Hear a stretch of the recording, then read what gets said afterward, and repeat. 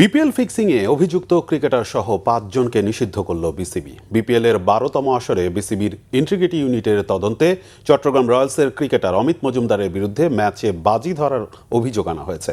এছাড়া জুয়া, দুর্নীতির প্রস্তাব, তদন্তে অসহযোগিতা এবং তথ্য গোপনের অভিযোগে টিম ম্যানেজার লাবলুর রহমান, ফ্রাঞ্চাইজির সহ মালিক তৌহিদুল হক তৌহিদ এবং অন্য আরেকটি ফ্রাঞ্চাইজির টিম ম্যানেজার রেজওয়ান কবির সিদ্দিকীর বিরুদ্ধে সুনির্দিষ্ট অভিযোগ আনা হয়েছে।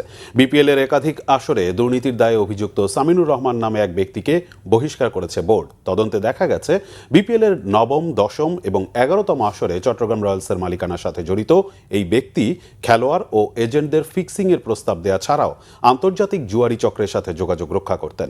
সামিনুর তার বিরুদ্ধে আনা অভিযোগ মেনে নিয়েছেন। বিসিবির সকল প্রকার কর্মকাণ্ড থেকে আজীবনের জন্য বহিষ্কার করা হয়েছে তাকে।